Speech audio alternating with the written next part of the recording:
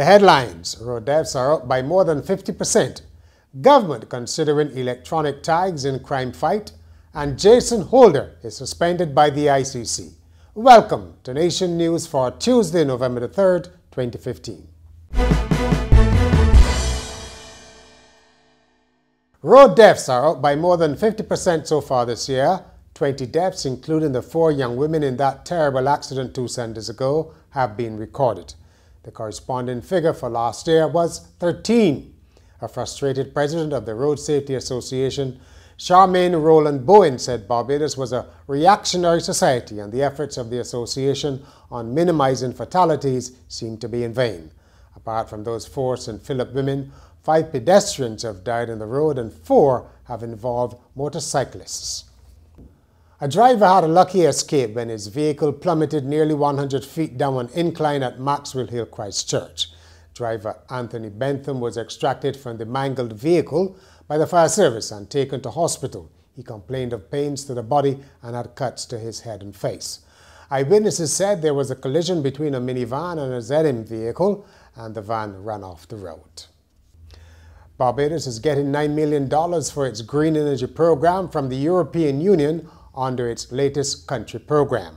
The agreement was signed by EU officials and Prime Minister Frundle Stewart at Illawarra Court, where Mr. Stewart lauded the long partnership and outlined some of the benefits. Barbados and the EU share a long history based on mutually agreed values, such as a commitment to human rights, peace, democracy, and the rule of law as the basis for progress and prosperity. Human resource development is critical for Barbados. Under the accompanying measures for Sugar Protocol countries, the European Union has allocated approximately €50 million for Barbados' human resource development. To date, Barbados has received €43.3 million, or Barbados $97 million, and we attach a high value to this important EU contribution.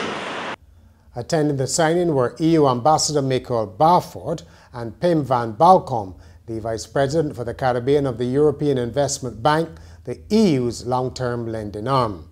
Early in the day, the EU delegation toured Harrison's Cave. Mr. van Balkom said they had invested some $30 million in the project and were pleased to see how it had been spent. We invested in this rehabilitation earlier, I thought for €30 million, and it's an impressive tourist attraction, I think, and that's quite an important part of business here in Barbados, in the tourist industry, and I think this is an asset to the tourist industry.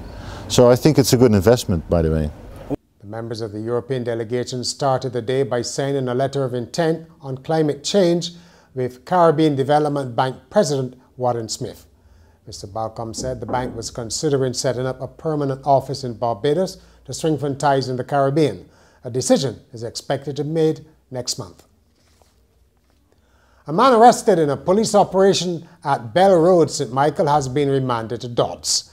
41-year-old Michael Marshall was not required to plead when he appeared in court on almost 20 charges, including kidnapping, unlawful possession of ammunition, illegal possession of firearms and resisting arrest, 7 counts of burglary, and 4 for aggravated burglary.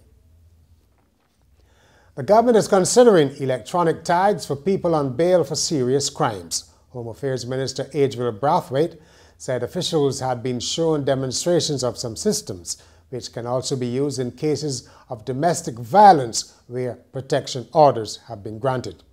The minister has also announced that officials are examining whether to implement a system of registration for convicted sex offenders and to alert residents when offenders are coming to live in their midst. Up next is Geraldine Edward with this week's commentary on the meaning of independence. And by my living to do credit to my nation wherever I go. We say those words each time we recite the National Pledge of Barbados. But how many of us are really doing what is right as good citizens? As we prepare to embark on the year-long celebration towards the 50th anniversary of independence, there is a lot we can be proud of as a people. But a lot of what we have achieved is already being eroded. If the people of Barbados are its greatest asset, we need to show it by our actions. Let's get back to being innovators, creators, and producers. Let's get back to helping each other and helping ourselves. Let's move away from crime and violence. Let's be a credit to our nation. In sport, West Indies cricket captain Jason Holder has been suspended for one match by the ICC, which means he'll miss Wednesday's second ODI in Sri Lanka. Holder pleaded guilty to a second over rate breach this year in the first international on Sunday. He was fined 40% of his match fee and other team members 20%. Marlon Samuels will captain the team for the match, which starts at 5 a.m. Barbados time. And finally, the Canadian creator of Scrotum Tote, a company keen to produce lifelike scrotum backpacks, yes, testicles, has launched a crowdfunding campaign to help fund mass production. After a picture of Canadian businessman Daniel Bitton wearing his own scrotal backpack went viral last year, Bitton took it upon himself to gather a team and begin mass producing the product. His team aims to raise 66,000 Barbados dollars for what he says will cover the production of the backpacks, including the mold for the skin-textured part of the bag. And that's Nation News for Tuesday. For more news, log on to nationnews.com, as well as YouTube, Facebook, and Twitter. And remember to pick up your Midweek Nation on Wednesday or subscribe to our e-paper.